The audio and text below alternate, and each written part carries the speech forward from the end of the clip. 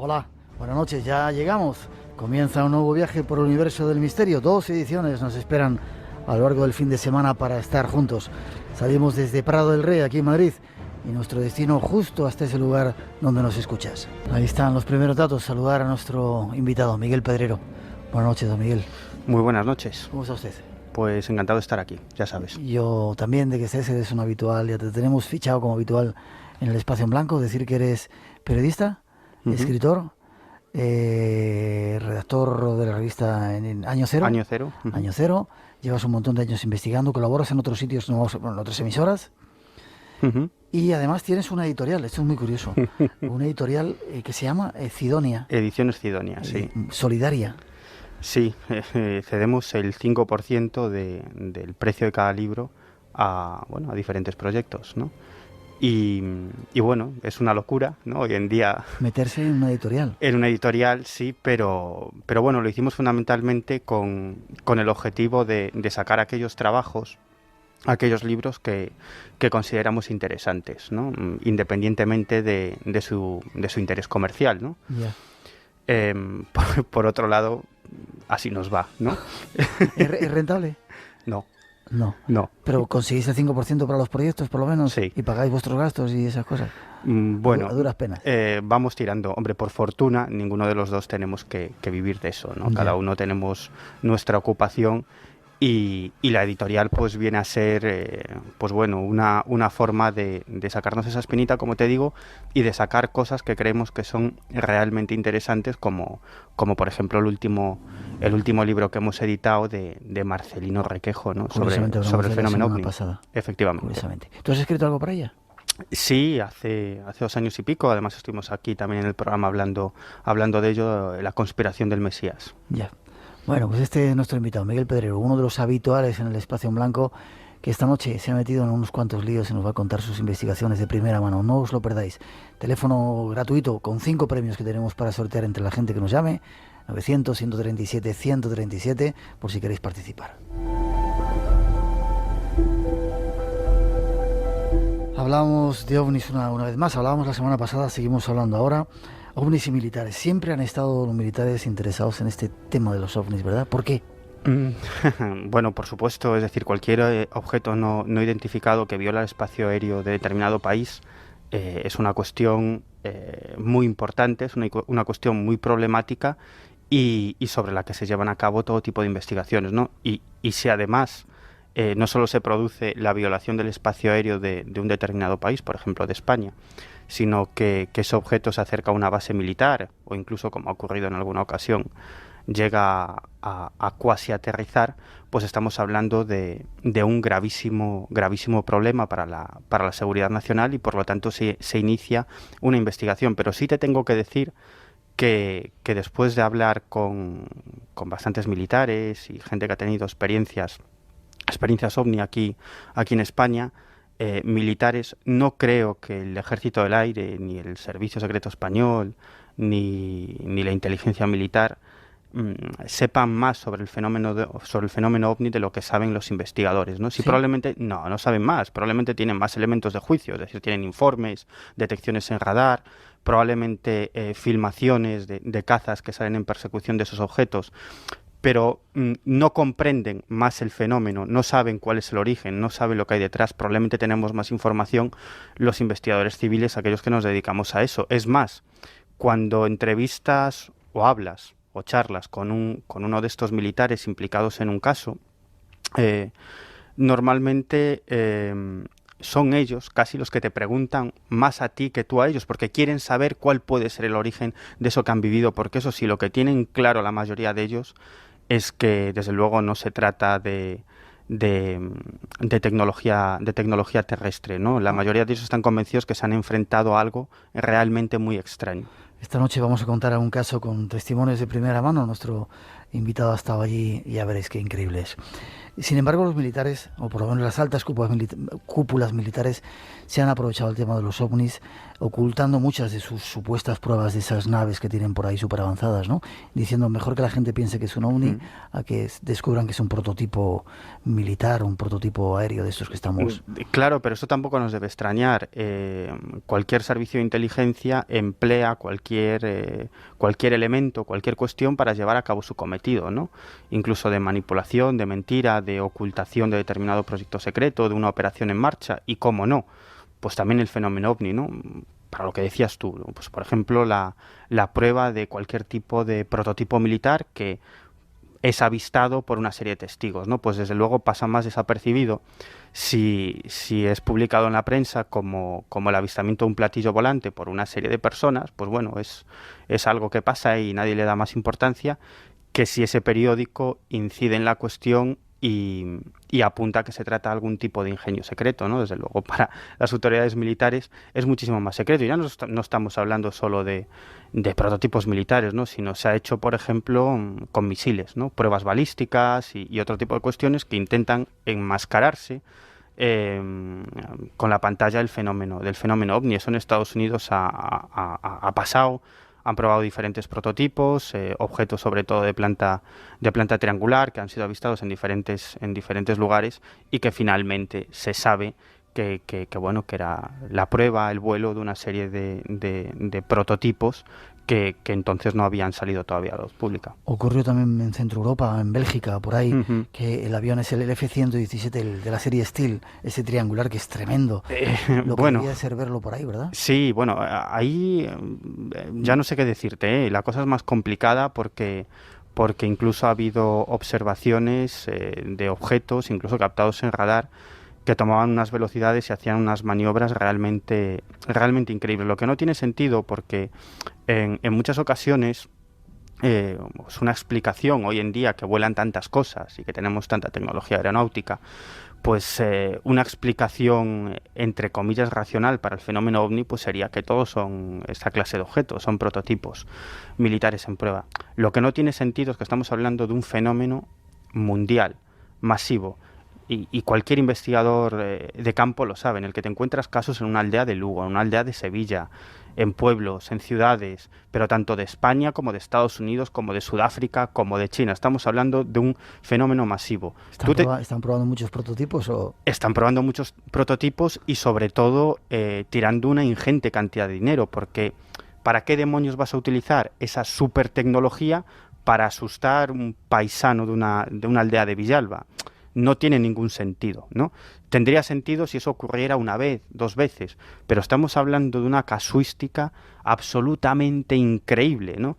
Por lo tanto, si se trata de eso, de tecnología secreta, estaríamos hablando de algo mucho más increíble que de la prueba de un prototipo. Estaríamos hablando de un grupo hipersecreto que tendría una tecnología increíble y que estaría llevando a cabo un proceso de manipulación social increíble. Con lo cual, yo no sé qué sería más extraño, que nos visiten seres de otros mundos o que exista este grupo supersecreto.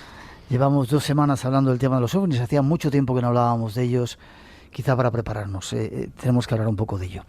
En la Segunda Guerra Mundial, tanto los alemanes como los aliados pensaban que una extraña lucecita que entraba, los Foo Fighters que se llamaban, era un arma del enemigo. Quizá ahí empezó un poco el interés más importante por estos ingenios extraños que no se sabía dónde venían. Sí, está claro.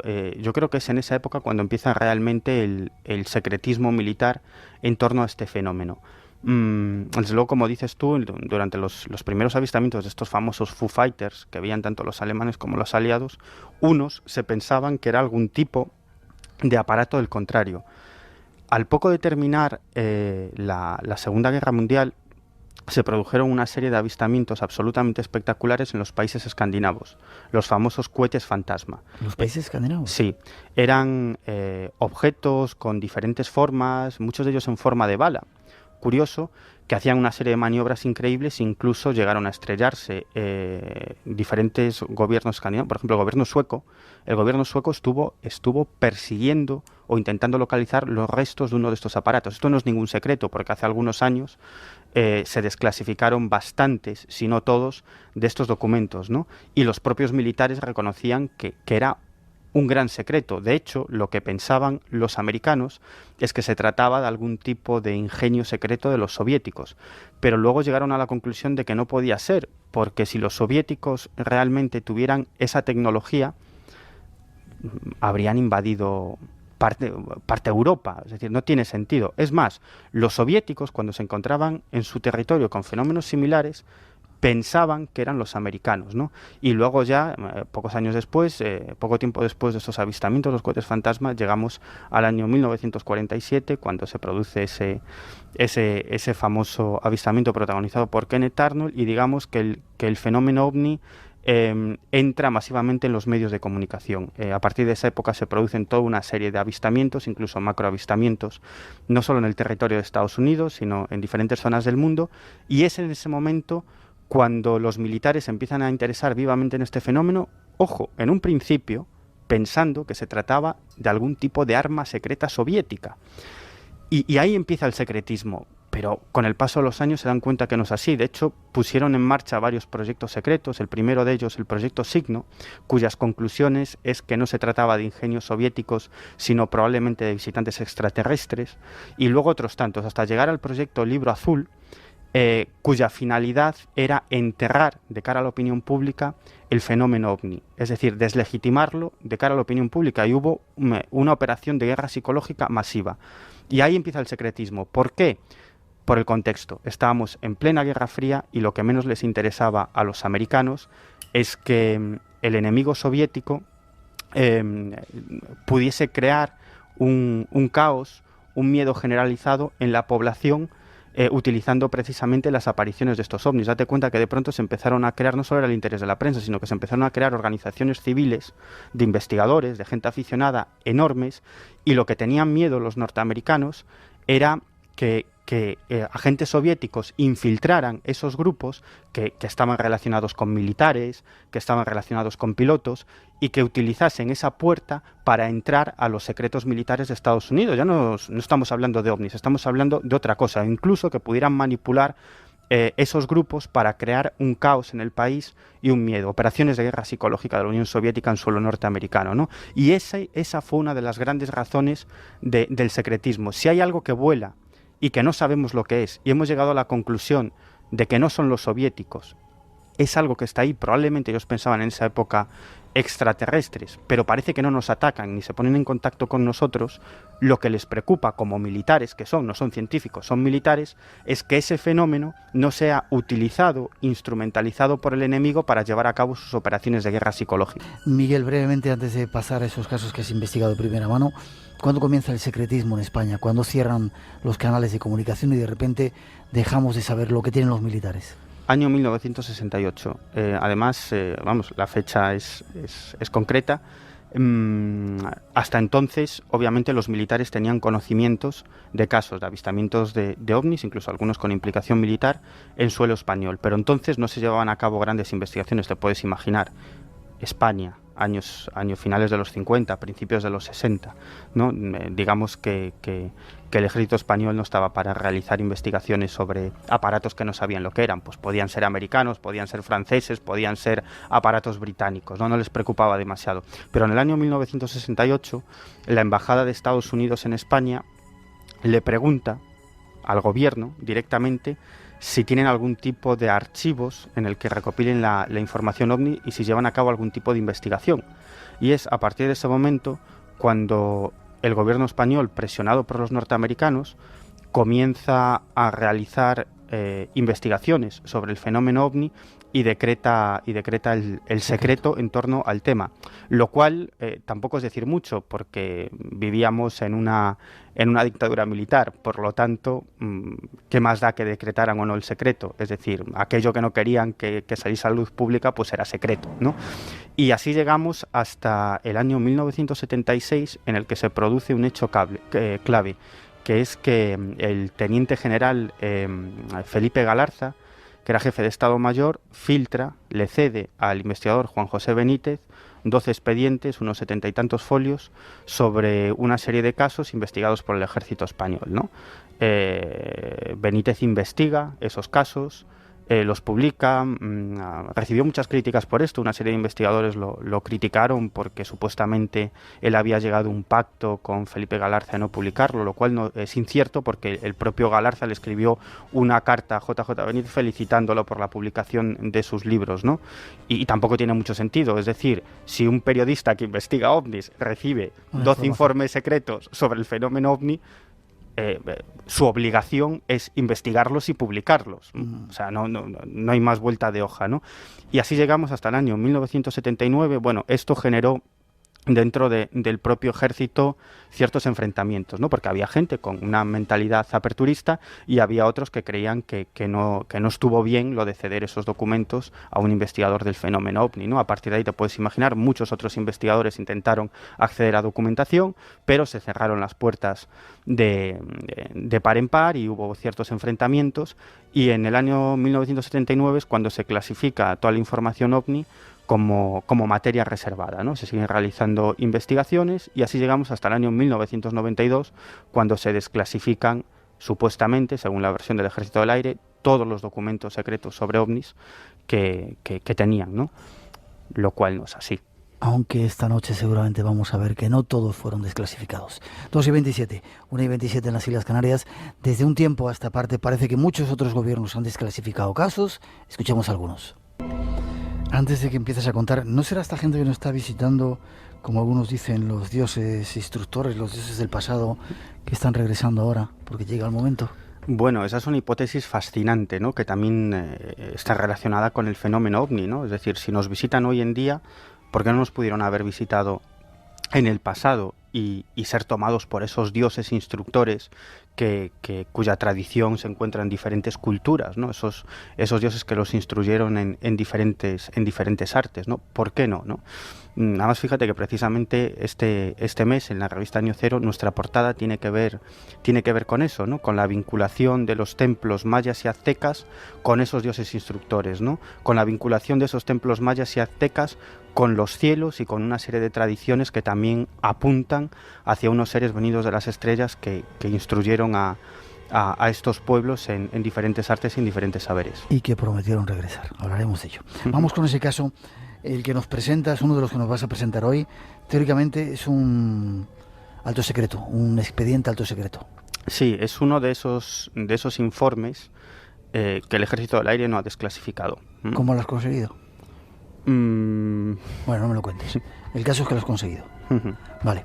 ¿Qué pasaba en ese informe? Tiene que ver con un caso en el que varios soldados disparan a un humanoide en una base militar en Cataluña. Efectivamente, en Rosas. En Rosas, en Girona. Bueno, este es uno, como te decía, este es uno de los casos que no se ha desclasificado. Ha habido más, incluso algunos investigadores hemos conseguido informes o partes de informes que no han sido desclasificados, ¿no? No todos esos informes tienen por qué haber sido ocultados por el Ejército del Aire. Es cierto que cuando se centraliza la información ovni, y todos sabemos cómo funciona un ministerio, una institución pública, pues se pueden perder muchas cosas por el camino, ¿no? Pero lo que no tiene sentido es que algunos de los casos más interesantes y que han tenido implicaciones más fuertes para la seguridad nacional se hayan traspapelado enteros. No tiene mucho sentido cuando otros casos absolutamente intrascendentes y explicables de fenómenos naturales, avistamientos como te digo, de cuestiones perfectamente explicadas, que ya no se trataría de objetos no identificados, pues hay una documentación, ¿no? Y sin embargo, de otros casos mucho más espectaculares, pues no existe esa documentación. Claro que siempre pueden aducir, la hemos perdido, lo hemos traspapelado, han pasado muchos años, que probablemente es lo que dirán de este caso que vamos a narrar actualmente. Pues atentos, es uno de los casos más interesantes y con más intríngulis de la historia de los ovnis en España, que tiene que ver con el ejército. ¿Cómo ocurría el tema y dónde ocurría? Decías en la base de Rosas, ¿El EVA 4 o el EVA 3? Sí, el EVA 4 es ¿El EVA qué es? Son escuadrones de vigilancia aérea, Escuadrón de vigilancia aérea son significa. los sistemas, los radares militares, los sistemas de defensa del espacio aéreo español, ¿no? Son una serie de radares situados en diferentes partes del territorio español que controlan el espacio aéreo de España, bueno, incluso llegan algo más allá, ¿no? El caso es que varios escuadrones de vigilancia aérea han protagonizado, podríamos decir, episodios ovni. Es tremendamente curioso.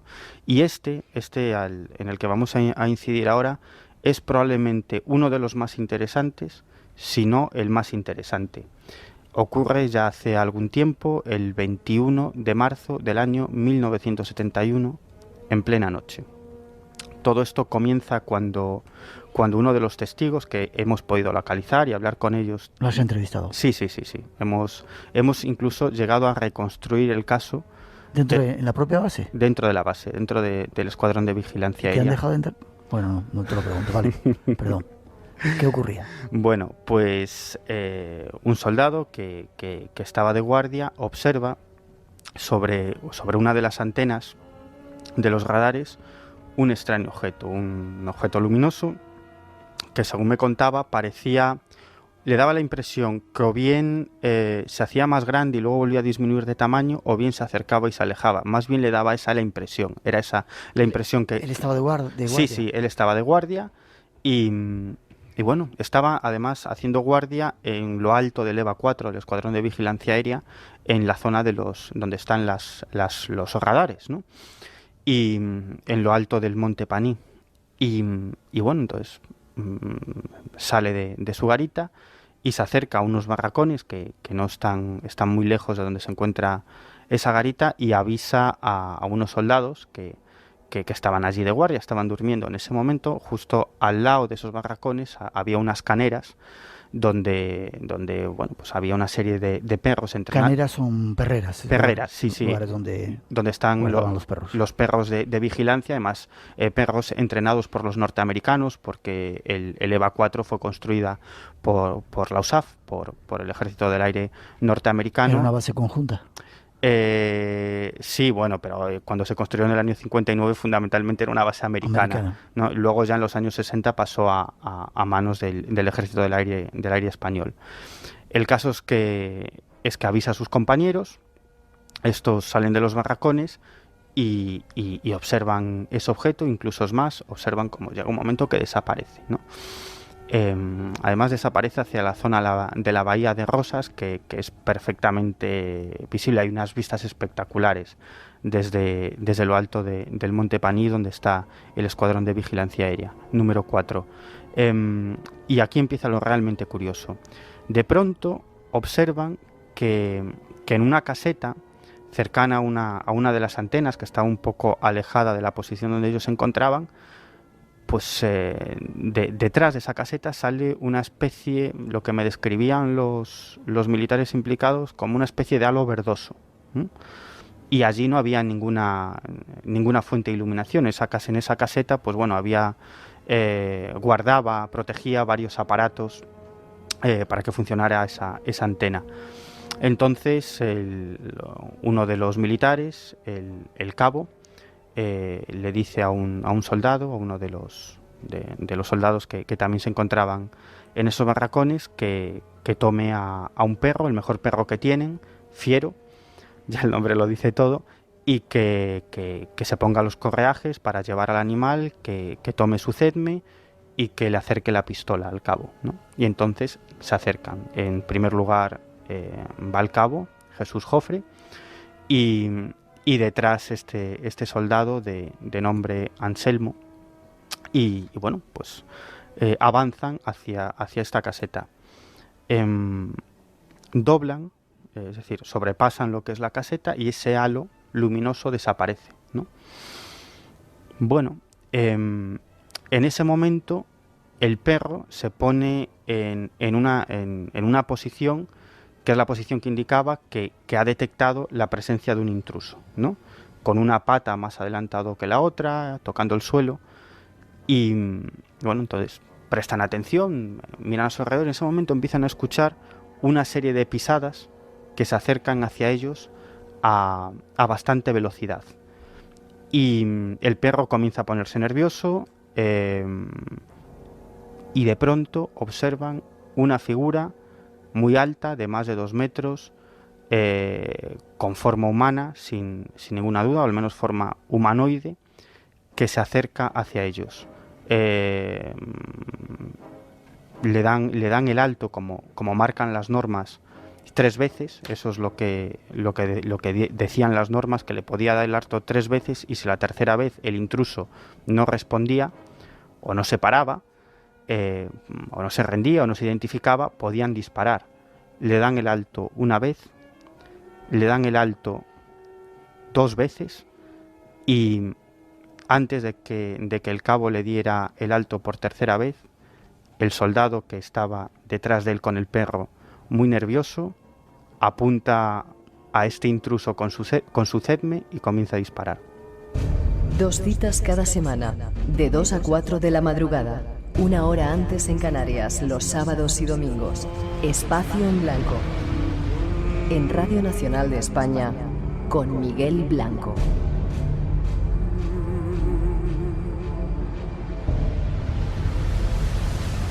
2:40, 1:40 en las Islas Canarias, aquí en Radio Nacional de España, en el Espacio en Blanco, esta noche contándoos una historia, un expediente secreto del ejército español que hemos podido recuperar. Me estás contando que 2 militares españoles se liaron a tiros con una figura que, según veo aquí escrito, debido al resplandor de los disparos, me fijé en que el extraño ser llevaba un cinturón metálico con un emblema.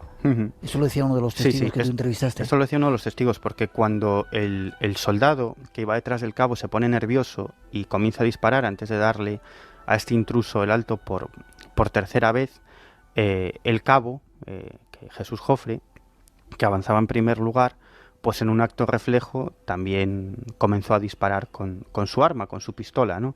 Y en un momento determinado, Jofre me dice que debido al resplandor de los disparos le pareció ver que este ser llevaba como una especie, que tuvo la sensación de que llevaba como un traje pegado al cuerpo, enfundado, y un cinturón en el que se distinguía una especie de emblema que no, desde luego no logra recordar, pero sí me dice que viene a ser algo así, o parte de ese emblema, como una especie de triángulo hacia abajo, ¿no? Bueno, te puedes imaginar la situación. Este extraño humanoide estaba a menos de 10 metros de donde se encontraban ¿Le impactaron los proyectiles? Sí, vamos, sin ninguna duda. Del testimonio de estos militares se desprende que fuese lo que fuese, vamos, ya tendría que estar muerto, no tendría que estar en el mundo de los vivos. Perdóname que te pregunte, ¿no podía ser una alucinación? Porque estaba el perro que lo había presentido o lo había sentido. Bueno, los dos estaban viendo lo mismo y desde luego el perro había detectado un intruso, ¿no? Yeah. Y lo tenían a unos 10 metros, ¿no? Le da la sensación que después de disparar, ese ser parece avanzar 1 o 2 pasos, o bien después de disparar o durante el tiroteo, ¿no? Pero después del tiroteo, pues en un tiempo que desde luego no me han podido precisar, pero que para ellos fue eterno, estuvieron frente a frente, después de descargar sus armas contra un ser de aspecto humano, de gran altura, que parecía que las balas, que las balas no le habían hecho absolutamente nada. Entonces, pocos segundos después, se gira sobre sus pasos y se aleja. Se aleja hacia una valla metálica de protección, en realidad una doble valla, y que detrás de esta valla metálica no hay nada, hay campo y luego un precipicio, es decir, no hay nada. Y escuchan claramente el sonido de algo impactando contra esa valla metálica. En ese momento sueltan al perro, a Fiero, y Fiero se lanza hacia esta valla metálica, la toca y comienza a avanzar hacia su izquierda y se para en un determinado punto. Cuando estos militares se acercan a esa zona de la valla metálica, comprueban muy sorprendidos que faltaba un fragmento como de medio metro de anchura y todo a lo alto. Estos me lo describían los propios testigos muy gráficamente. Me decían, era como, nos daba la sensación de que estamos viendo una película de dibujos animados, ¿no? Cuando el personaje atraviesa una pared Y deja la marca, y ¿no? deja la marca, ¿no? Pues esa era un poco la sensación que ellos tenían, ¿no? Regresan a la base y ahí ya empieza el lío, ¿no? Porque Ahora nos sí, cuentas el sí. lío.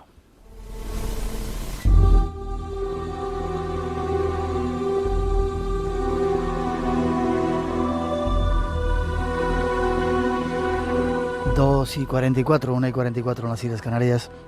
Si queréis, tenemos un concurso en marcha. Si queréis preguntar, contar alguna historia referente a OVNIs, 900-137-137 es nuestro teléfono gratuito. Empieza el lío, decías, Miguel. ¿Cómo Sí, se lía? hombre, y bueno, te puedes imaginar que se han producido tiros dentro de una base militar, ¿no? De pronto suben algunos mandos a la zona de los radares, los compañeros que se habían quedado en la zona de las Caneras estaban tremendamente nerviosos, armados, no sabían lo que había ocurrido.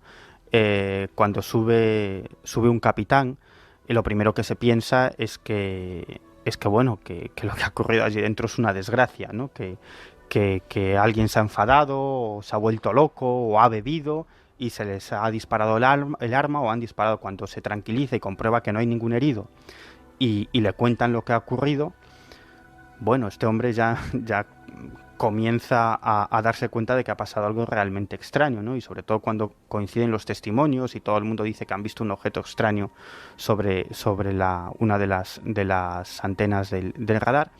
Entonces toman unas linternas y se acercan al lugar, a la valla. Y efectivamente comprueban lo que te comentaba antes, que faltaba un fragmento de esa valla. Además es muy curioso porque hay una doble valla metálica, pero la segunda estaba intacta. ¿Sí? Sí, la segunda estaba intacta. Y bueno, a partir de ese momento comienzan los interrogatorios, es decir, el capitán de guardia en los radares ordena a uno de ellos, a Jesús Jofre, que suba. Allí lo interroga sobre todo lo que ha sucedido, le dice que no han captado el objeto en el radar. Eso de preguntar es curioso porque siendo una base de radares no captaron nada. No, en ese momento no, porque luego se produjeron más casos en días posteriores, claro, es que esto solo fue el principio del principio. Pero esa misma noche, según le confesó este capitán de guardia, y no tenía por qué mentirle, no habían detectado nada en el radar. Es más, este hombre sí le dijo que esto era más habitual de lo que se pensaba. Este hombre había sido piloto de combate y había vivido una experiencia ovni espectacular y estaba convencido de la realidad de estos fenómenos, ¿no? Esa misma noche tuvieron que hacer, cada uno por separado, un informe sobre todo lo que había ocurrido, y al día siguiente de nuevo tuvieron que presentarse ante un teniente coronel, que de nuevo los interrogó primero uno a uno con el informe que cada uno de ellos había realizado encima de su mesa, y luego a los tres juntos, ¿no? Posteriormente, serían interrogados en más ocasiones, incluso por 3 militares de la USAF, de las Fuerzas Aéreas Norteamericanas, que aproximadamente mes y medio después de este incidente llegaron a la base y también hablaron con ellos. Había un militar del EVA 4, un español, que hacía de traductor, y estos militares norteamericanos estaban muy interesados en todo lo que había sucedido, y una vez que recabaron toda la información, les dijeron que se pusieran uno a uno frente a una pared blanca y les tomaron fotografías, ¿no? Bueno, en un momento determinado, en ese momento, cuando te estoy hablando de interrogatorios, esto es justo decirlo, no, a lo mejor da la sensación de que se trata de interrogatorios duros, con una gran presión, para nada, ¿no? Eso sí que me lo dejaron claro, que siempre fueron bastante amables, ¿no? Y desde luego sabían que algo muy extraño había ocurrido en la base y que no recibieron presión de ningún tipo. Sí, tiempo después, cuando se produjeron nuevos avistamientos en días sucesivos sobre esa base, de nuevo los interrogaron otra vez, y en esta ocasión sí les advirtieron, de forma también muy amable, pero les advirtieron que lo que había ocurrido era secreto de Estado, y que no podían, que ellos eran militares y que no podían contar nada de lo sucedido, y que si lo hacían tenían que atenerse a las consecuencias. Ya. Decías, para terminar este caso, si quieres contar alguna otra cosa, que se habían visto cosas después, ¿no? Sí. Días después había habido otros avistamientos. Sí, además fíjate la situación en la que se encontraban en las noches siguientes. Estaban en estado de máxima alerta, es decir, no sabían qué es lo que había pasado, cuál era la naturaleza de ese objeto que se había posicionado sobre la base, ni la naturaleza del intruso. Y entonces, bueno, había grandes medidas de vigilancia, ¿no? Y sí es cierto que la noche siguiente vieron otro objeto extraño, otro no identificado, en esta ocasión bastante más alejado, aproximadamente a unos 2 kilómetros de su posición, pero esta vez lo vio prácticamente todo el acuartelamiento, ¿no?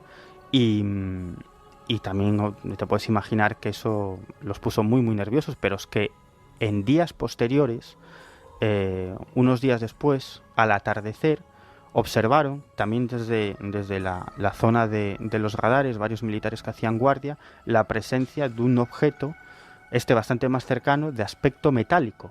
En esta ocasión, el no identificado sí que fue captado por el radar, y despegaron 2 cazas de combate de la base aérea de Zaragoza para interceptar este no identificado, y los propios militares pudieron contemplar cómo estos cazas perseguían este objeto que jugaba con ellos al gato y al ratón, hasta que en un momento determinado desapareció a toda velocidad. Es uno de los casos, uno de esos expedientes militares que habían ocultado o habían... Es uno de esos casos, fíjate, que todos los investigadores, incluso los investigadores más críticos, no más críticos, sino más condescendientes con los militares en el proceso de desclasificación, sabían que este caso era real, que existía, porque siempre ha circulado esta historia de boca de militares, de personas que habían tenido alguna relación con el caso, y a muchos investigadores les llegó información de segunda y tercera mano, ¿no? Pero en esta ocasión, pues lo cierto es que hemos localizado a los propios protagonistas que nos han narrado el caso. Además, fíjate, una historia que también es interesante. Otro militar que estaba destinado en la base, en el EVA 4, en el momento en el que ocurrieron todos estos incidentes, cuyo nombre, ese no puedo desvelar porque todavía forma parte del ejército, me contaba que en días sucesivos, cuando subían a la zona de los radares y querían sacar a los perros para hacer las rondas de vigilancia, los perros estaban con el rabo entre las piernas y temblando, no querían salir. Los sacaban a rastras. Y cuando estaban fuera, ellos decían que se dedicaban a... Este hombre me contaba que estaban absolutamente asombrados porque los animales se dedicaban a perseguir a fantasmas. Es decir, detectaban intrusos, tomaban la posición típica de detectar un intruso, incluso atacaban a algo, pero allí no había nadie. Ellos apuntaban con sus armas hacia ese lugar, se acercaban y allí no había nadie, ellos no veían nadie. Y lo más curioso, varias noches, imagínate la locura que se vivió allá arriba, cuando los perros atacaban a algo que no existía, que allí no había nada, al tiempo la valla metálica que rodeaba la zona de los radares comenzaba a vibrar, a moverse sola.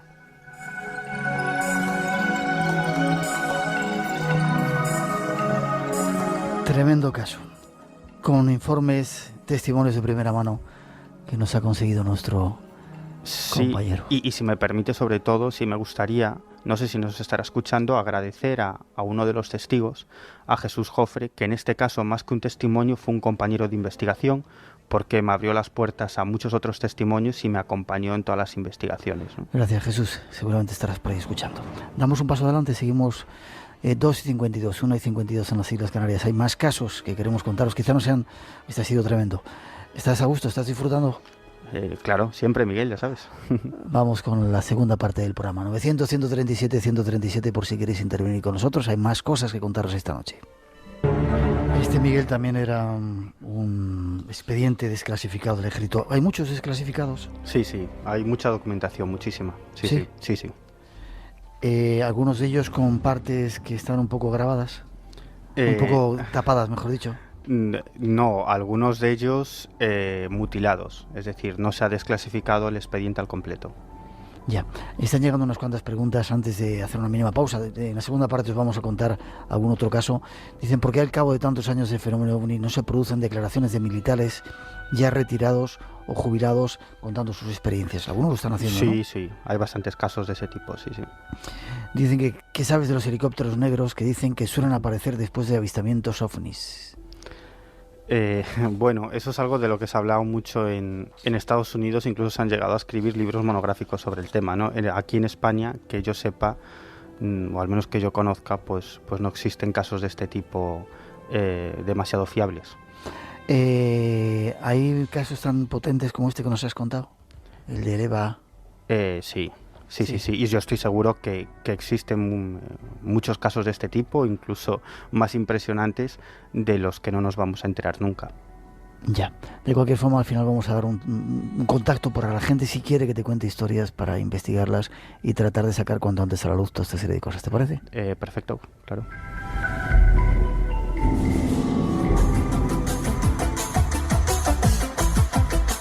Tenemos que hacer una mínima pausa. Llegan las noticias de las 3, las 2 en las Islas Canarias. Nuestros compañeros informativos, compañeras, en este caso llegan para darnos toda la actualidad, toda la información de lo que está ocurriendo en España y en el mundo.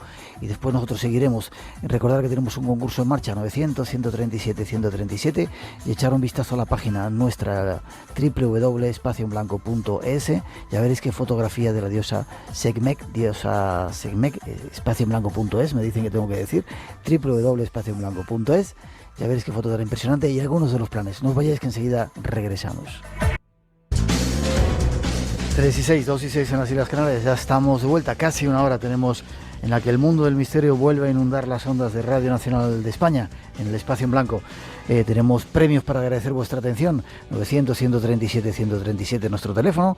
Y un consejo, echar un vistazo a la página web www.espacioenblanco.es para que veáis qué increíble fotografía hicimos en Egipto a una diosa que nos tiene absolutamente obnubilados y con algunas ideas de los nuevos viajes que tenemos. Mañana nos vamos de viaje a Turquía, os vamos a enseñar alguna Turquía secreta y os vamos a contar la historia secreta de Buffalo Bill. No os lo perdáis en la segunda edición del programa. Seguimos, Miguel, no tenemos mucho más tiempo, con otro caso de estos increíbles que nos cuentas. Tiene que ver con el aterrizaje en una base secreta de comunicaciones en Friol, en Lugo. Bueno, ese es un caso además muy curioso porque es un caso en el que digamos que esa vía militar se abrió bastantes años después del caso principal. Me explico. 7 de marzo de 1996, varias personas desde diferentes puntos de cercanos a la localidad de Friol, en Lugo, pues observan en los cielos un objeto, una especie de bola de fuego. Uno de esos testigos, desde una pequeña aldeita, Ferrerías, observa desde su casa esa esfera y decide bajar, acercarse y hacerle, fíjate qué absurdo, en realidad el fenómeno OVNI es absolutamente absurdo. Decide hacerle una serie de señales al no identificado con su linterna y incluso este hombre gritaba, bajad, bajad, bajad. Y en un momento determinado, ese objeto, esa bola de fuego, parece que se le echa encima y se sitúa a 50 metros de su posición. Él se retira de nuevo a su casa y lo que describe es que se trataba de un objeto de forma ovoide, transparente, y dentro nos decía que había como 5 tipos muy altos dentro de una especie de lavadoras. Pero lo más increíble es que en un momento determinado de ese objeto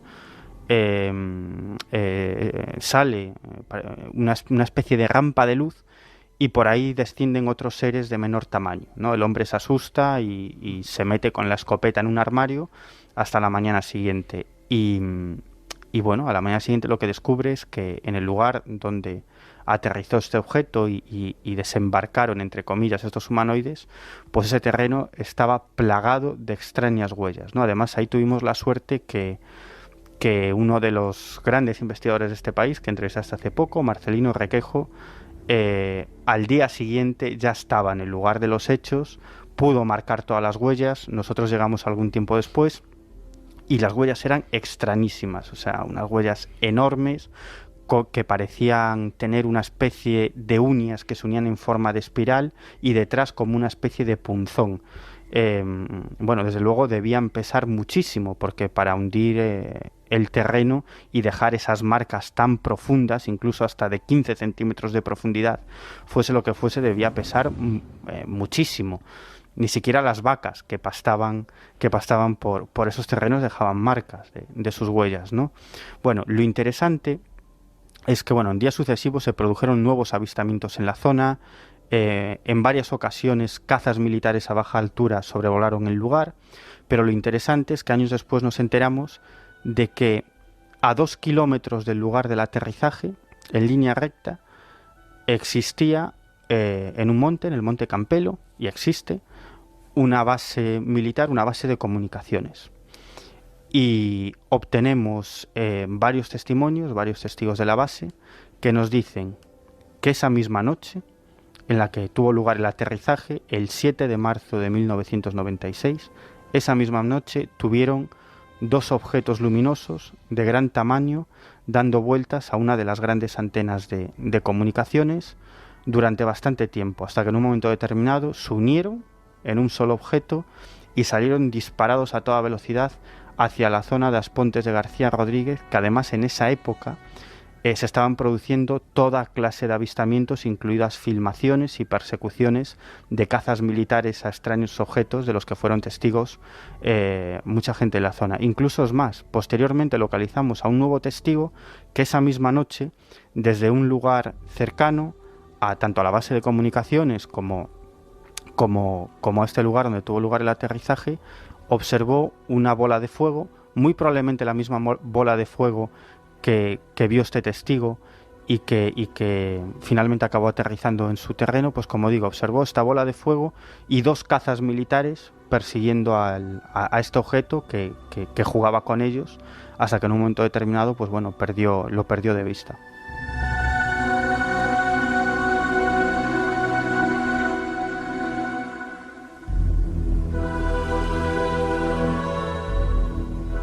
Tenemos que terminar, Miguel. ¿Y si todo fuera verdad?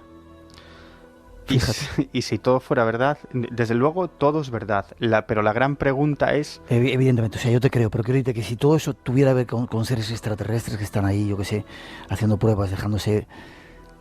A mí solo se me ocurre una cosa, y es que sea lo que está detrás de todo esto, lo que pretende, obviamente, es mostrarse, porque digamos que se está mostrando, incluso está retando, podríamos decir, retando a los militares, ¿no? Posicionándose sobre bases secretas, sobre escuadrones de vigilancia aérea, que son las bases más protegidas de este país, ¿no? Son fundamentales para la defensa del espacio aéreo español, ¿no? Está claro que sea lo que sea, pero tanto en este tipo de casos, y lo hemos comentado en otras ocasiones en el programa, como en otros casos sin implicación militar, de encuentros cercanos, de avistamientos múltiples, está claro que sea lo que sea, pretende mostrarse, ojo, hasta cierto punto, ¿no?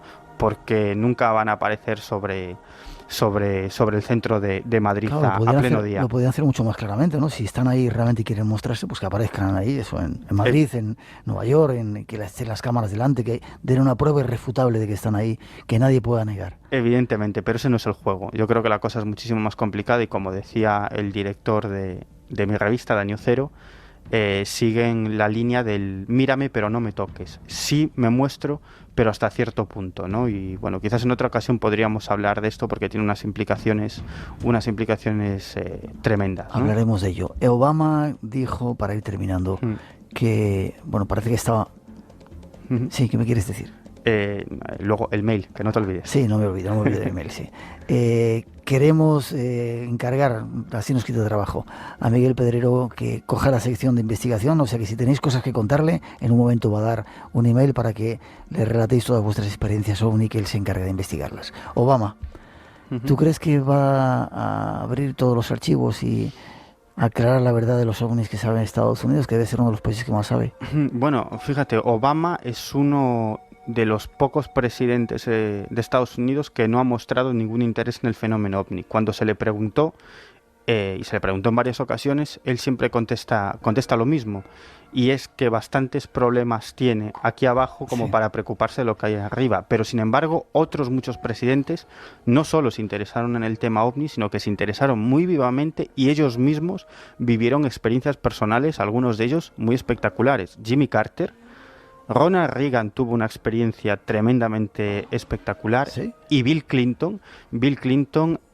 y su mujer, y Hillary, que es actualmente secretaria de Estado norteamericana de los Estados Unidos, ambos dos estaban muy interesados en el fenómeno OVNI, sobre todo en una de las vertientes del fenómeno OVNI, que es en las abducciones. Y de hecho, el jefe de personal de Bill Clinton, uno de sus principales asesores durante muchísimo tiempo, John Podesta, este hombre no solamente está interesado en el fenómeno OVNI, sino que digamos que recibió un tirón de orejas porque empleaba muchas horas al día, en vez de realizar su trabajo, en llamar al Área 51 y en mantener ciertas relaciones con militares, única y exclusivamente para saber qué conocían sobre el fenómeno OVNI.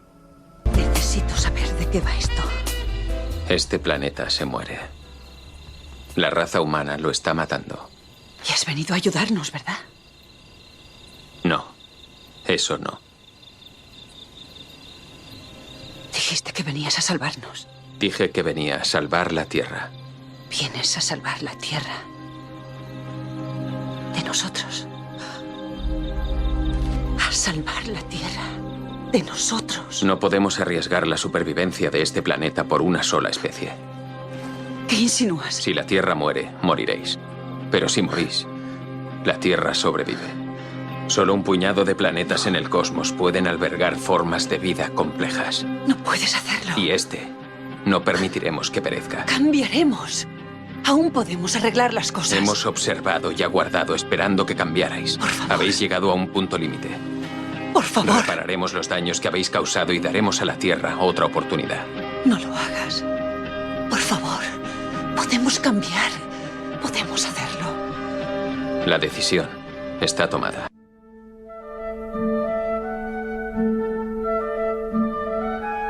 Para muchos la historia tiene que ver con esto. Aarón González desde Filipinas nos escuchan y están escuchando a sus abuelos desde España. Así que saludos para los dos, sus abuelos aquí en España y Aarón González desde Filipinas. Hay mucho más que contaros esta noche. El teléfono 900-137-137 por si queréis seguir participando en ese concurso. Entramos en una sección de misterios y luego el Departamento de Asuntos Absurdos os espera. No os lo perdáis esta noche, que está interesante. Una nueva cita con los enigmas pendientes del mundo, del planeta y de otros planetas con Lorenzo Fernández. Buenas noches, don Lorenzo. ¿Qué tal, Miguel? ¿Cómo estás? Un placer estar junto de nuevo contigo. Director de la revista Enigmas y antiguo compañero, nuevo colaborador del Espacio en Blanco. La gente nos está preguntando acerca de unos cuantos misterios y tenemos la idea de ir recopilándolos y a través de tu sección darles algunas respuestas, sobre todo tratar de ver cómo están en estos momentos. ¿Te parece? Bien, perfecto, claro. Uno de ellos era ese famoso monstruo del lago Ness. También en esta época del verano suele aparecer. ¿Cómo está el asunto? Pues mira, genera de nuevo información, ¿no? Porque realmente las últimas semanas, concretamente en un lugar tan poco apropiado como es el Canal de la Mancha, entre Francia y el Reino Unido, se han producido diferentes avistamientos de un ser bastante grande, similar, según cuentan, al monstruo del lago Ness, con un cuello muy largo, pero en un lugar en el que las corrientes, si ya de por sí el lago Ness, que recordemos es la reserva de agua más grande del Reino Unido, es difícil por la cantidad de corrientes submarinas que tiene, imagínate el Canal de la Mancha. Hay quien incluso se ha aventurado a decir que hay una especie de túnel natural submarino que va desde el lago hasta el Canal de la Mancha, y que el bichejo pues cuando le apetece darse una vuelta se escapa por el agujero y se va allí a asustar a los testigos. Qué curioso. ¿Ha habido testigos? ¿Ha habido testimonios que además pues han sido bastante claros, ¿no? Porque lo que evidencian es la presencia de eso, ¿no? De una especie de plesiosaurio, de un animal de más de 25 metros de un extremo a otro, desde cabeza hasta la cola. ¿25 metros? Sí, que tiene una especie de aletas en la parte delantera y que en principio bien es cierto cierto que los avistamientos, como bien corresponde a cualquier monstruo que se precie, pues son muy cortitos, ¿no? Pero no parece ser un animal que tenga cierta agresividad. ¿Tienes testimonios acerca de alguna de las investigaciones que se han hecho, no? Sí, hay testimonios, sobre todo, pues un poco retomando el hilo de la actualidad, y especialmente viendo que, por ejemplo, en la localidad de Leganés han dedicado una fuente al monstruo, que no se llama Nessie, sino en este caso se llama Nensi. ¿En Leganés? Sí, se están incluso planteando hermanar ambas ciudades, Inverness, donde aparece Nessie, y Leganés, donde aparece Nensi, ¿no? Esto es absolutamente real. Quien quiera puede ir a verlo. Pues a colación, al hilo de la actualidad... Lo que no hagan en Leganés. Sí, tiene una calle ACDC, ¿no? Sí, claro. Qué bien. Y que no falte nunca. Sí, señor, lo que no hagan allí. Bueno. Gente innovadora siempre. Bueno, pues el caso es que la historia del lago Ness se remonta no ahora, ni ayer, ni al Canal de la Mancha, ni hace 100 años, sino que nos lleva mucho más atrás. Y si te parece, pues uno de los que realmente sabe mucho de estos bichejos que hay en bosques elementales y también en lagos es el buen amigo, compañero investigador Jesús Callejo. Escuchemos usted. Distintas leyendas y mitos recurrentes nos hablan de que algo está pasando en este lago escocés. Pero la siguiente parte, la historia moderna, surgiría a raíz de los años 30 del siglo XX, y a partir de ahí hay muchísima especulación, muchísimo misterio barato y una parte indiscutible de misterio. Algo está ocurriendo en nuestros días en el lago Ness, y que puede ser un animal no conocido todavía por la ciencia, pero que desde luego habría que descartar la hipótesis más descabellada, más inverosímil, y es que pueda ser un plesiosaurio. Es decir, estamos hablando de un animal que oficialmente desapareció hace 70 millones de años, y yo no me creo que alguna especie o alguna familia o algún grupo haya podido sobrevivir durante tanto tiempo, pero sí que hay otro tipo de animales que pueden explicar este tipo de aparición. Otro tipo de animales, quizá no plesiosaurios, 70 millones de años decía, pero sí otro tipo de animales. Sí, otro tipo de animales que además sí entonces han mostrado cierta agresividad. Partamos de la idea de que la primera referencia que tenemos a la aparición del monstruo del lago Ness es del año 565 después de Cristo, cuando un santo, San Columba, en su libro La vida de San Columba, pues se asegura que habría salvado a alguien, a una persona que estaba siendo atacado por un monstruo, no en el lago Ness, sino en lo que era el río Ness. Recordemos que el lago es un glaciar que, conforme han ido pasando los siglos, se ha ido conformando, haciendo que el lago vaya subiendo el nivel de las aguas. Pero tendríamos que esperar hasta el año 1933, concretamente al 2 de mayo, cuando el matrimonio Spicer va recorriendo esa carretera realmente tortuosa, fantástica, en un entorno de las Highlands, las tierras altas, realmente bello, y se dan cuenta que de entre la maleza, entre la foresta que hay al lado del lago, aparece un bicharraco enorme con un cuello muy largo, que además entre sus fauces lleva una especie de cordero. Si alguien no ha estado en Escocia, no se puede imaginar el tamaño de los corderos, porque casi son más grandes que el propio monstruo. Es decir, que el monstruo llevara esto en la boca es realmente sorprendente y no pasaba inadvertido. Pues bien, Nessie, como fue bautizado a partir de entonces, desaparece entre las aguas del Loch Ness, del lago Ness, que significa lago negro precisamente, porque a partir de cierta profundidad la turba ya no permite ver absolutamente nada. Y ahí es cuando se empiezan a realizar las investigaciones que tienen un punto álgido, según nos va a contar Jesús, un auténtico experto, vuelvo a repetir, Jesús Callejo, tiene su punto álgido en el año 2001, cuando se desarrolla la operación Deep Scan, es decir, 24 barcos en todo lo largo del lago llevan una serie de sonars colocados en sus quillas, al punto de que van rastreando todo lo que hay debajo de las aguas hasta la profundidad máxima, que son 245 metros. Y algo parece que detectan. En 2001 también se hacen otro tipo de investigaciones, se intenta cazar, entre comillas, a ese plesiosaurio del lago Ness, a Nessie, y lo que sí se obtienen son unas fotos inquietantes, porque aparecen unas grandes masas como de un cuerpo, de un reptil, con sus aletas, que esto es uno de los elementos que más impresionaron, es decir, ese cuerpo estaba provisto de algunas aletas, que eso justificaría incluso las protuberancias que se ven en algunos avistamientos cuando se deja ver, por supuesto, este monstruito, que por supuesto se deja ver siempre en el verano, que es cuando se tiene que dejar ver este tipo de animales.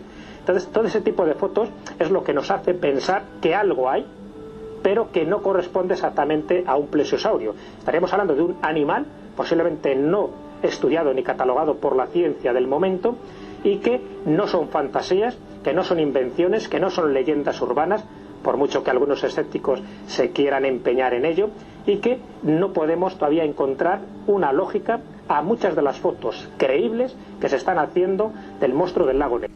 No son fantasías, no son leyendas urbanas, es una realidad, aunque desconocida. Lo curioso es que esté en un lugar tan relativamente controlado, habitado, y no haya pruebas definitivas. Bueno, hay fotografías, hay estas pequeñas atisbos, ¿no? Pero no hay eso, la prueba definitiva, un pedacito, una foto más clara. Es todo muy controvertido. Realmente, si existe, es un animal realmente esquivo, ¿no? Y esquiva la cámara, la fría cámara, que cuando capta, lo que capta es lo que hay. En este caso sí hay fotografías, concretamente la última que se obtiene es de febrero de este mismo año, que tiene cierta calidad y en la que se ve una mancha enorme que se está desplazando sobre las aguas del lago. De hecho, esa fotografía, los autores de la misma tuvieron, pues, lejos de intentar orquestar un fraude, pues tuvieron la buena voluntad de entregarla al máximo experto que hay hoy en día en tema del lago, un hombre bastante escéptico, pero que sabe que hay un margen de fotografías y de documentos que pueden ser reales, que se llama Adrian Sain. Fue precisamente el hombre que orquestó también la operación Deep Scan, a la que se refería anteriormente a Jesús. Pues bien, cuando nosotros estuvimos allí, pues tuvimos la fortuna de toparnos, pues casi de casualidad, con un grupo de National Geographic que estaban trabajando con varios sociólogos de la Universidad de Stirling. Pues bien, ellos estaban llevando, fíjate, lo que degenera la historia del monstruo, es decir, ya no es solo marketing, ya no solo avistamientos, ya no son solo fotografías y vídeos, sino que además lleva a experimentos sociológicos. En este caso lo que se estaba poniendo en marcha era el Loch Ness Project, a través de National Geographic, con la intención de realizar un experimento sociológico para ver cómo reaccionaría la gente ante la aparición de Nessie, ¿no? En este caso. Y precisamente Helen Rose, una socióloga de la Universidad de Stirling, nos comentaba en qué consistía este curioso proyecto. My name is Helen Ross and I'm a researcher at Stirling University and I'm helping with this program for the National Geographic. Soy Helen Rose, investigadora de la Universidad de Stirling. Estoy colaborando en este programa sobre el monstruo del lago Ness con National Geographic. Intentamos hacer hoy una demostración en el lago Ness y mañana la haremos en otro lago cerca de la Universidad de Stirling. Preguntamos a la gente de los alrededores si ha visto al monstruo del lago Ness. Hemos colocado un tubo bajo el agua y algunos creen que están viendo al monstruo. Cuando volvamos a la Universidad de Stirling veremos los resultados de lo que piensan, si es el monstruo o es un tubo. Intentamos que nos den respuestas sobre lo que ven. ¿Qué es eso que hay bajo el agua? ¿Es un monstruo? ¿Es un tubo? Esta más o menos podría ser la idea. Hemos colocado un objeto que entra y sale del agua y ellos nos cuentan qué piensan sobre eso. ¿Y cómo fue el experimento? Pues la verdad es que un miembro del equipo que nos encontrábamos allí a pie del lago recorriendo esta tierra, pues cayó de pleno. Un miembro que además es muy amigo tuyo, Antonio Crevillén, ¿sí?, que era el productor de la serie que estábamos preparando entonces. Uh-huh. Y él de repente fue el primero que se cercioró que a una distancia de 20-25 metros de la orilla había algo extraño, que era como una especie de tubo bastante grande de color negro que cada 30-40 segundos salía a la superficie y volvía a meterse. Claro, imagínate, en un entorno como este, con la historia que hay, inmediatamente saltaron todas las alarmas, ¿no? Y precisamente Antonio Crevillén fue entrevistado para este reportaje de National Geographic, un poco buscando su opinión. De hecho, además es curioso, ¿no? Porque siguiendo la estela de lo que para esta gente no es ni más ni menos que una leyenda, fíjate los presupuestos que se gastan para hacer experimentos sociológicos, porque como vamos a escuchar ahora de nuevo a Helen Rose, pues la verdad es que es bastante escéptica con este asunto. No creo que sea real. Es una buena leyenda y es una buena fuente de ingresos. Creo que entra mucho dinero desde que la gente creyó que había visto al monstruo. Hay muchas cosas que están a la venta que tienen que ver con el monstruo. Hay hoteles sobre Nessie, puedes comprar muchas cosas sobre Nessie en las tiendas. Puedes vivir en un hotel sobre el lago de Nessie. Y puedes comprar libros sobre Nessie, fotografías sobre Nessie, DVD sobre Nessie, vídeos sobre Nessie. Creo que es un negocio que mueve millones de libras. Bueno, ella no cree en ello, pero ahí está el misterio, ¿no? Y también te puedo decir que dentro de la mujer tuvo la buena voluntad de atendernos, de incluso de aceptar que la entrevistáramos. Había partes que se equivocaba. Yo no digo que mintiera, pero sí que se equivocaba, porque cuando tú vas al lago Ness, yo he estado ya en 3 ocasiones allí, y te das cuenta que hoteles habrá 4. que realmente si tú quieres comprar algún recuerdo, sean unas zapatillas, una gorra o un sombrero que tiene la cola de Nessie, pues tienes que irte al hotel más céntrico que hay, que es de donde sale el barco que recorre todo el lago. Es decir, son lugares, es un negocio tan... son lugares muy puntuales. Quizás Inverness sí tiene bastante turismo, pero es que Inverness de por sí es un lugar turístico antes incluso de que existiera Nessie, o que Nessie pues entrara en el inconsciente colectivo como una figura que captara la atención del visitante. Por lo tanto, aquí yo creo que se equivocó. De hecho, puso los puntos sobre las IES, en este caso el citado Adrian Sain. Es un hombre realmente esquivo que participaba en este Loch Ness Project. De hecho, él es el director de este proyecto y que además era el que movía el tubito aquella mañana. O sea, nosotros cuando de repente vimos salir a este señor muy escocés, muy grande, con una barba tremenda, pues la verdad es que Antonio, con la gracia que tiene, pues dijo, pues parece que el monstruo está saliendo del lago, ¿no?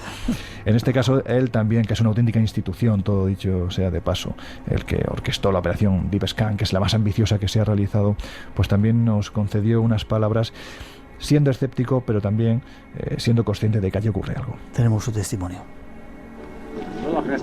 El Loch Ness Project es una investigación sobre los diferentes aspectos históricos, geológicos y biológicos de la zona, y es evidente que su misterio es una parte importante.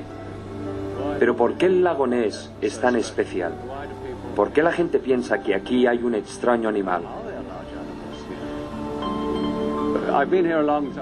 Yo llevo mucho tiempo aquí. Algunas de las cosas extrañas que ocurrieron en el lago Ness creo que pueden ser explicadas desde mi experiencia en el lugar. Cuando nosotros utilizamos herramientas como por ejemplo el sonar, encontramos cosas inexplicables, pero eso no quiere decir ni mucho menos que en las profundidades del lago haya algo parecido a un monstruo.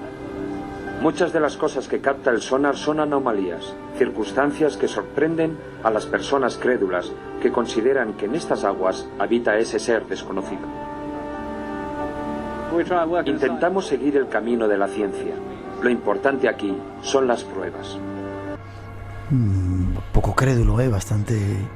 Sí, pero sin embargo no dejaba de reconocer que aproximadamente un 5% de las fotografías y filmaciones que él recibe, que son cientos al cabo del año, pues no son explicables todavía. Es decir, están muy alejadas de ser un fraude. Puede ser un efecto físico, puede ser una equivocación, lo que queramos, una ilusión óptica, pero lo cierto es que hay muchas fotografías que no son explicables, y lo cierto es que este señor, después de 30 años, sigue a pie del lago investigando y buscando. Yo creo que dentro del escepticismo su ilusión sería un día pues toparse de bruces con este extraño ser. Por algo será. La última fotografía, febrero 2009, donde se veía una extraña historia, ¿verdad? Sí, vete a saber si lo que se está viendo, como hemos comenzado esta noche la sección, pues lo que se está viendo en el Canal de la Mancha es Nessie que se escapa por ese conducto secreto.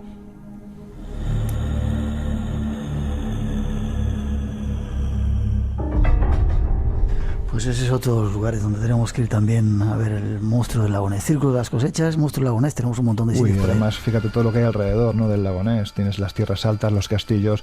Ya sabes que allí no hay castillo que no tenga fantasma, porque si no es menos castillo.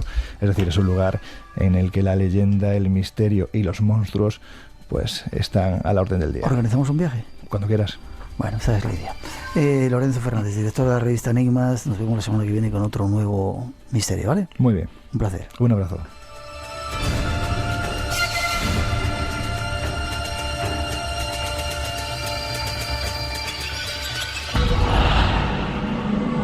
Te invitamos a entrar en un mundo único.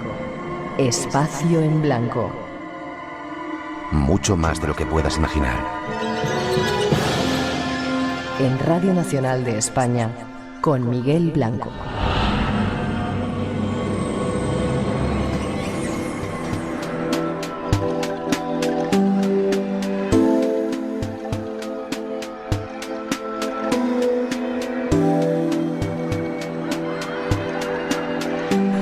Muchos de vosotros o estáis preparando las vacaciones o estáis ya casi de vacaciones. Si estáis preparando las vacaciones, atentos, porque en esta sección más larga del Departamento de Asuntos Absurdos que lleva nuestro compañero Jaime Barrientos, os van a dar unos consejos que os van a venir como anillo al dedo.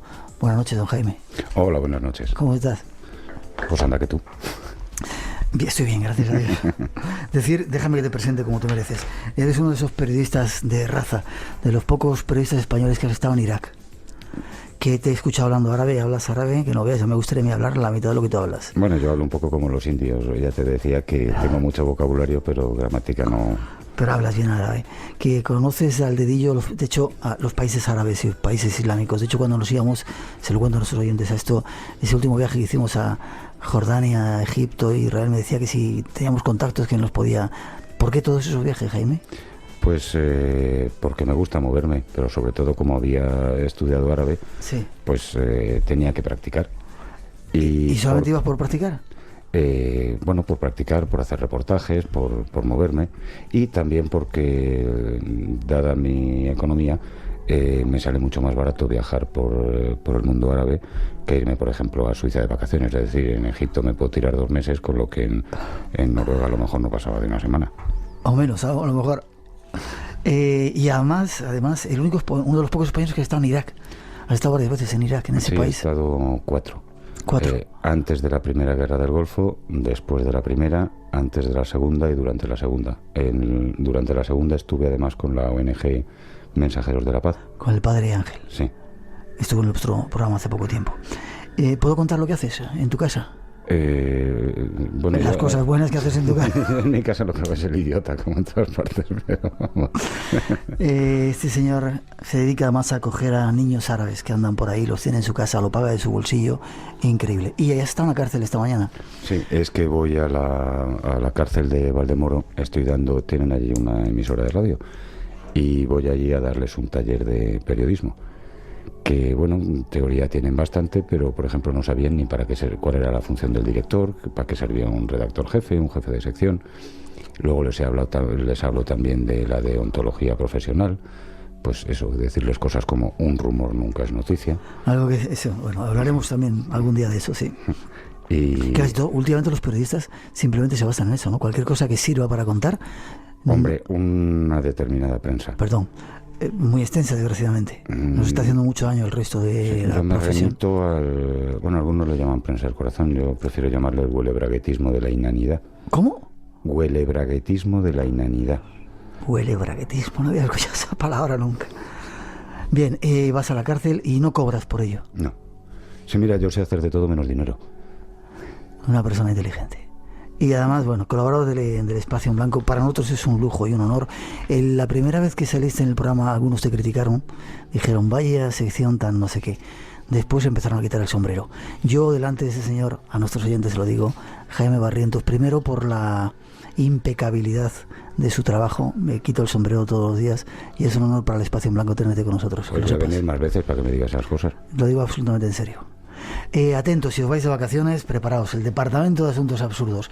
Este señor que habla así como en broma, pero que debéis de saber el bagaje que tiene cultural de viajes a sus espaldas y sobre todo humano. No pongas esa cara, que es verdad. A mí no me gusta hacer la pelota. Es un lujo para tener en el programa, así que atentos, tomar nota de lo que nos va a aconsejar.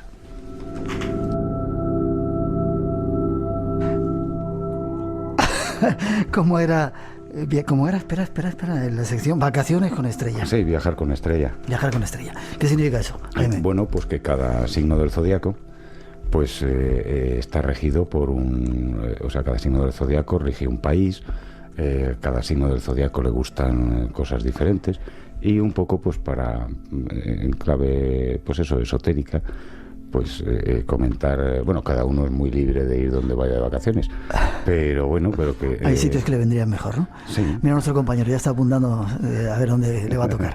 Para recargar energía y todo eso, tanto en viajes por el mundo mundial como por España. Vale, pues empezamos donde tú quieras, tenemos un poquito de tiempo, más tiempo que lo habitual hoy, así que cuando tú digas. Pues bueno, si quieres empezamos por Aries. Perfecto, Aries. Atentos los Aries, consejos para... que os vayáis de vacaciones este año a un sitio chulo que os venga bien. Bueno, que Aries no olvide que su signo rige en países guerreros, como él, Inglaterra, Alemania y Palestina. Palestina, los tres son países, apego guerreros, y además Inglaterra, en el caso de Inglaterra, es curioso que muchos uniformes del ejército británico sean rojo y negro, que son los colores de Aries. Y bueno, en España son Zaragoza, Huesca y Teruel, caen bajo el control de Aries. ¿Y qué vería Aries en estos...? Has dicho Inglaterra, Alemania y Palestina. Y Palestina. Atentos, Aries. No sé si os recomendaría que fuerais a Palestina de vacaciones, pero bueno, es un viaje interesante. Bueno, Palestina no es solamente la franja de Gaza. Lo sé. Sí, te acabas de volver de Cisjordania. Cisjordania, también Jerusalén. Lugares santos, sagrados. Jericó. Sí. Belén. Sí, precioso Belén. Precioso Belén. Y Nazaret. Nazaret, sí señor. Y otros muchos lugares que hay, sí, santos y sagrados, ¿vale? Y se pueden hacer, es un viaje religioso, un viaje que, por cierto, es curioso que ahora que has... Con Jaime Barrientos podemos hablar de todo, menos del programa que tenemos previsto, o sea que eso ya lo sabéis, así que atentos. Hay un síndrome en Jerusalén. En Jerusalén, que es el del mesianismo. Gente que llega allí y de repente se le va la bola. Y se creen que les ha tocado Jesucristo, ¿no? Sí, o los profetas, pero no solamente a los católicos, también les pasa a los judíos de la diáspora. Sí, y lo curioso es que creen que están pisando por donde pisó Jesucristo y el suelo original está 6 metros más abajo. O sea que no pisan por donde pisó Jesucristo ni por el forro. De hecho, hay algunos agujeritos donde uno puede mirar donde estaba el suelo original y está mucho más abajo de lo que... O sea, que no estamos pisando donde pisó Jesucristo, aunque fuéramos casi por el mismo espacio, digamos, físico. Por cierto, tú has estado, ahora que has estado tú después, ¿sigue estando el personaje ese que está con una lira disfrazado de profeta? ¿En dónde? En Jerusalén, en una de las puertas. No lo he visto. Pero me encontré al mismísimo Jesucristo.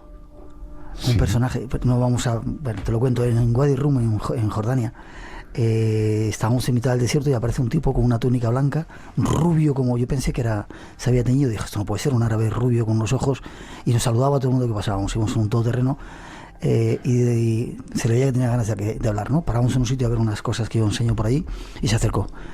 Y el tipo era exactamente igual que Jesucristo. De hecho, era un americano que había aparecido por ahí, estaba con los beduinos viviendo en mitad del desierto. Imagínate, en el Wadi Rum, el desierto de Lawrence de Arabia, y se ve que había... yo creo que le habían pillado ahí, estaba ahí pillado él, ¿no?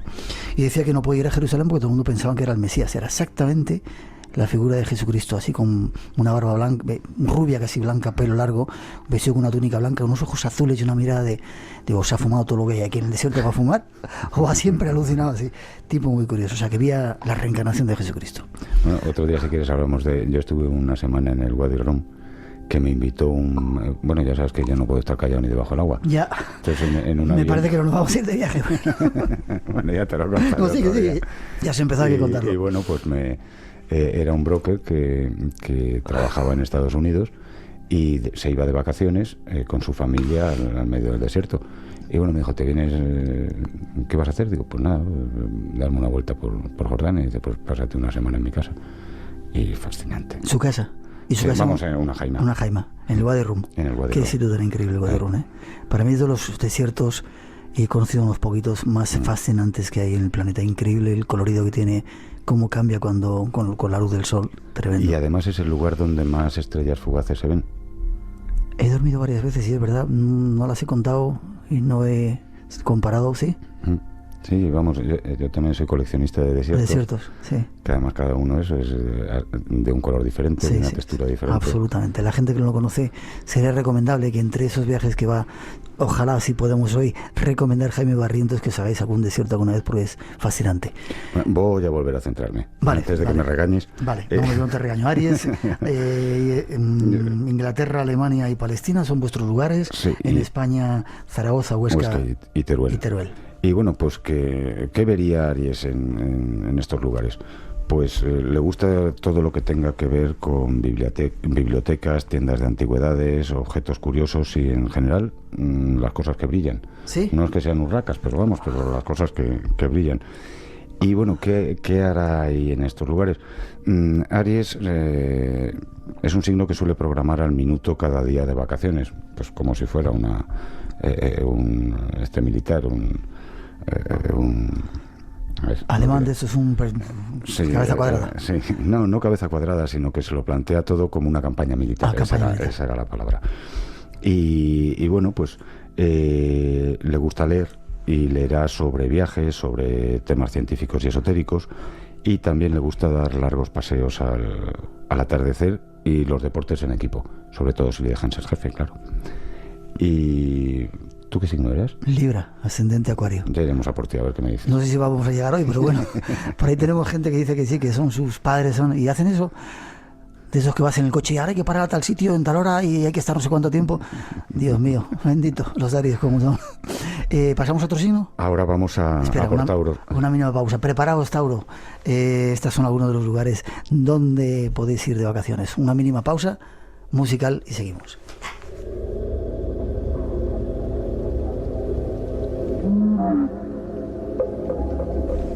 Tauro, ¿dónde pueden ir de vacaciones? Tauro, pues es un país es un signo que rige países como Suiza o Irlanda. Y es curioso que por eso a Tauro, que tiene muy buen oído musical, no en vano Irlanda, su escudo es una lira. Y también le gusta, Tauro sabe hacer dinero. Sí. Por eso, y le gusta mucho medir el tiempo. O sea que en Suiza se lo pasará como un enano. Y en España, Córdoba y Jaén caen bajo su signo. ¿Qué verá Tauro? Pues en su viaje.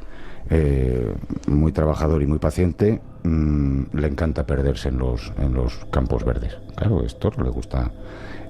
También, pues por su gran oído musical, le gustan los conciertos y recitales y los teatros. Y como es muy goloso, es posible encontrarle también en las pastelerías.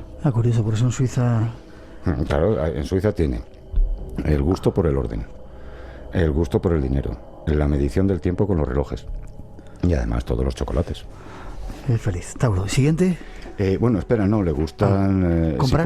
si puede elegir, elegirá habitaciones de hotel que tengan balcones o miradores.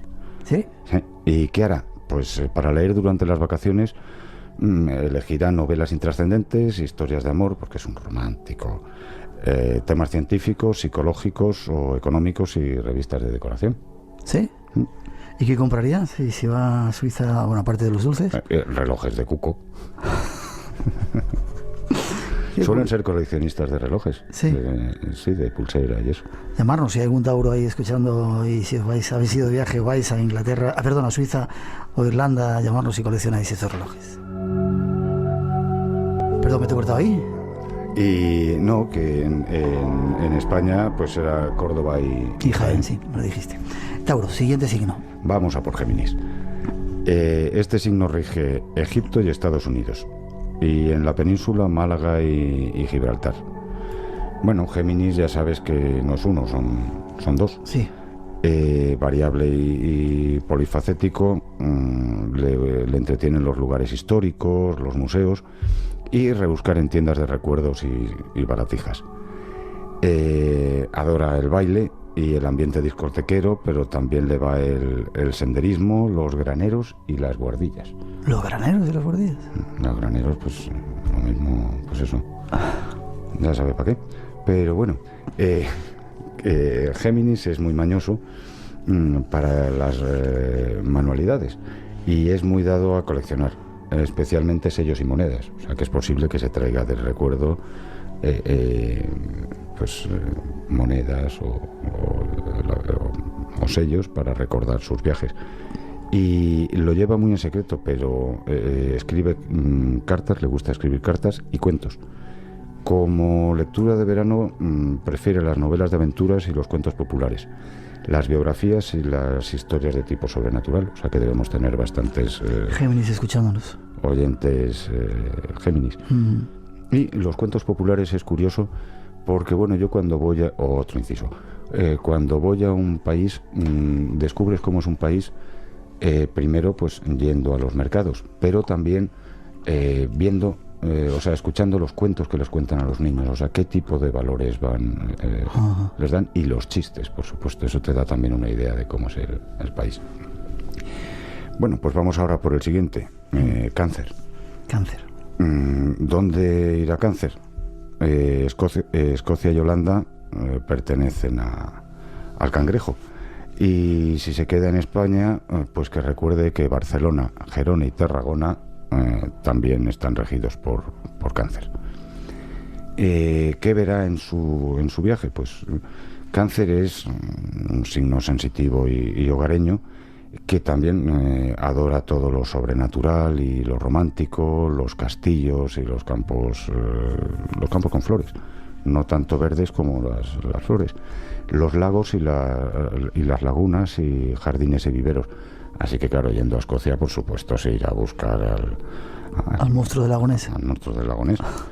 Y bueno, no solamente eso, sino fantasmas por todos los castillos que vaya pillando.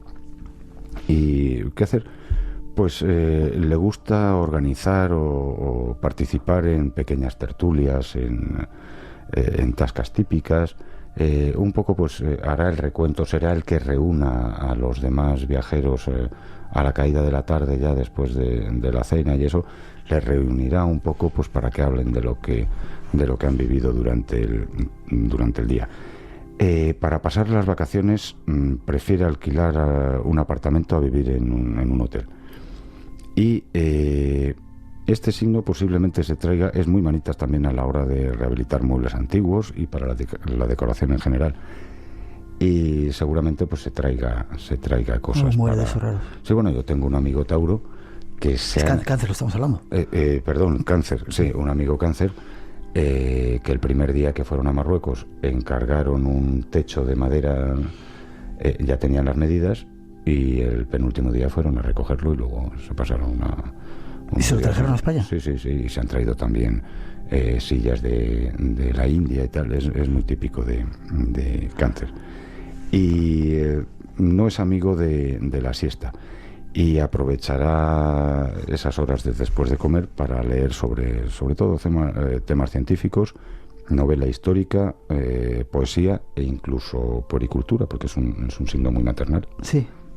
Es curioso cuando uno ya tiene esa experiencia que tú tienes, Jaime, te estoy mirando, y cuando ve un grupo de gente, cómo puedes enseguida llegar a reconocerlos por sus actitudes, ¿verdad? Sí. Y cómo el signo, aunque no lo parezca, influye un montón sobre nosotros, ¿eh? Bastante bueno, dice, no sé quién decía, que las estrellas no determinan, pero sí influyen. Ya, curioso. Cáncer, seguimos adelante. Vamos a por Leo. Vale, Leo. Que es mi signo. Se te ve. Entonces... Se te nota. Por lo humilde y lo discreto que soy. Y mira, también ahí tenemos a nuestro técnico Seren, que dice que también es Leo. Es una de esas cosas dignas que se puede ser en esta vida. Claro. Vuestro cumpleaños es ahora, ¿no? ¿No esto? Sí. El mío el 18. 18. El 22. Bueno, tú ya eres un poquillo Virgo. Vaya. Bueno. Y bueno, pues Leo, pues la grandeur, por supuesto, pues París, la Imperial Austria o Florencia son típicamente Leo. Y en España, Madrid, buena parte de Castilla-La Mancha y Castilla-León, claro, por supuesto, también lo son. ¿Qué verá nuestro hedonista y teatral amigo? Es decir... Bueno, él me ha contado que ha estado en los países esos raros, las repúblicas esas, ¿cómo es? Lituania, Letonia y no sé qué más, Estonia y Lituania, esos sitios raros que hay por ahí arriba. Bueno, a Leo todo lo que huela a lujo le encanta. ¿Sí? Sí, lo que pasa es que no podemos permitirnos habitualmente, pero vamos. También nos gusta coleccionar trofeos y visitar lugares altos nos da seguridad. Es curioso que cuando vamos por el campo, inconscientemente vamos siempre buscando el lugar más alto desde el que se pueda otear todo. Luego, si nos perdemos, hay que buscarnos en desiertos, en selvas y en parajes naturales. Pero también eso visitando palacios decadentes. Cuanto más decadentes y más palacios, mejor. Leo está muy capacitado para la pintura y el modelado y buscará pero de verdad, cuando Leo disfruta de verdad, es dando charlas a los demás. Se te nota. Y será pues el que en el viaje organizado pues irá diciendo pues aquí no sé qué y aquí sucedió no sé cuántos y tal señor y bueno, ¿qué leerá? en el avión y en esos tiempos muertos mientras esperamos las maletas que aparecen o no aparecen, pues por supuesto biografías de grandes conquistadores y de héroes más o menos paternalistas. Sí. Curioso. ¿Coincide, Senen? Dice que sí. Seguimos. Leo, después de Leo. Virgo. Virgo. No sé si estoy enrollándome demasiado. No, está Todavía perfecto. Nos quedan otros 6 signos más. Perfecto. Vamos con ello. Pero claro, lo que no podemos dejar es a ningún signo. No, si no lo hacemos mañana. Pero seguimos. Muy bien. Bueno, ¿dónde irá Virgo? Pues Virgo rige países como Brasil y Turquía, y en España La Rioja. Espera, que le voy a apuntar Brasil y Turquía. Y en España La Rioja. Sí. ¿Qué verá Virgo? Virgo es fundamentalmente hábil y muy práctico. Y es tremendamente sensible a los olores. Es uno de los signos con más capacidad olfativa. Entonces, bueno, en Turquía, en el gran mercado, en el gran bazar. En el gran bazar se lo pasará como un auténtico enano. De todas maneras, cuidado con el lugar elegido para disfrutar de las vacaciones, porque podría llegar a pasarlo mal por los olores, y sobre todo porque es un signo muy solidario. Y bueno, pues antes o después terminará ayudando a quien se lo pida, e incluso a quien no se lo pida. Y luego, como es algunos llegan a ser pelín hipocondríacos, y siempre viaja con 2 maletas, una pequeña para su ropa y otra grande para sus medicinas. Sí, que luego la suele dejar en los dispensarios, y en esto ya te digo porque es muy solidario. Pero todo el mundo se ríe de él, pero al final oye, ¿no tendrás una pastillita para la cabeza? Oye, que no sé qué, que tengo diarrea, oye, que no... al final, pues eso soluciona, es un botiquín con patas. Pues eso, viaja con su maletita de medicinas para el por si acaso. Ya. ¿Y qué hará nuestro amigo Virgo? Pues es amante de la buena mesa, y de hecho tiene fama de ser un excelente cocinero. Y será fácil encontrarle en restaurantes típicos, pero no de moda. Le encanta el coleccionismo y le encanta mandar tarjetas postales y hacer meditación. ¿Qué lecturas preferirá? Pues en principio todo lo que caiga en sus manos, pero especialmente biografías, reportajes de actualidad y revistas de información general.